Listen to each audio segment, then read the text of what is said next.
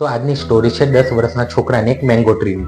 તો 10 વર્ષનો છોકરો મેંગો ટ્રી સાથે રમતો હતો, ઉપર ઝાડ પર ચડતો હતો, નીચે ઉતરતો હતો. એ બંને લોકો બહુ ખુશ હતા. 10 વર્ષ પછી એક પાછો આવ્યો ગામથી.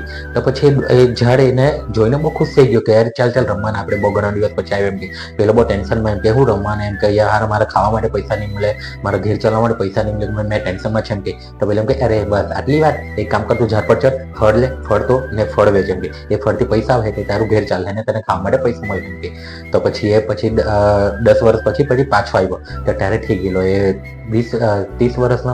તો પછી 30 વર્ષનો આવ્યો પછી પાછો કંટાળેલો ઉઠો. પેલો ઝાડે પૂછ્યું મેંગો ટ્રી કે કેમ ભાઈ બહુ ટેન્શનમાં દેખાય. એમ કે તેમ કે હું કરું, એમ કે મારા ગામમાં ઘેર છે પણ ઘેર માટે ઉપર છાપરું જ નહીં મળે. એમ કે તમે બસ એટલું ટેન્શન. એમ કે એક કામ કર, મારા ઝાડના બધા ડાળખા તોડી લે ને છાપરું બનાવે. એમ કે તારા ઘેર માટે તો ઝાડના ડાળખા તોડીને લઈ ગયો ને ઘેર માટે છાપરું બનાવ્યો.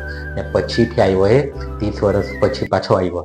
તો પછી પાછો ટેન્શનમાં. પેલું ઝાડ એમ કે ભાઈ પાછો ટેન્શનમાં. એમ કે હું કેમ કે અરે યાર મારા ગામમાં પૂર આવી ગયું. એમ કે પૂરના લીધે મેં ગામમાં જઈ નથી શકતો. એમ કે બહુ મોટું પાણી ભરાઈ ગયેલું છે. તો બસ આટલી વાત. એમ કે તે કામ કર, એમ કે મારું ઝાડ કાપી લઈ જા ને તને કામ આવે. એમ કે તું એને કઈ ને કઈ બનાવ, નાવડી બનાવ કે કઈ બી બનાવ. એમ કે પણ હા થડ નો કાપટે, એમ કે મૂળિયા નો કાપટે, કેમ કે મેં મરી જવા. એમ કે તો પછી પાછા કાપને લઈ ગયો. ને પછી આવ્યો એ 50-60 વર્ષ પછી આવ્યો. પછી ત્યાં ઝાડના બાજુમાં બેહ્યો. ઝાડ એમ કે ભાઈ તું કેમ આવ્યું? કે મારા પાછા વાપતા આપવા માટે કઈ નથી. એમ કે પેલા એમ કે નહીં, મેં કઈ લેવા માટે નથી આવ્યો, કે મેં ખાલી બેસવા માટે આવ્યો છે. એમ કે મેં તારા સાથે વાત કરવા માટે આવ્યો છે. પેલો ખુશ થઈ ગયો. ઝાડના આંખમાંથી પાણી આવી ગયું.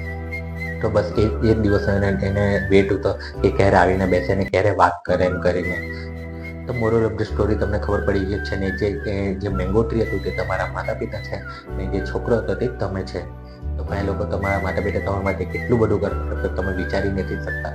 તો તમારા સમય કાઢો, એમની સાથે બેઠો. લાઈક કરો, શેર કરો, ફોલો કરો.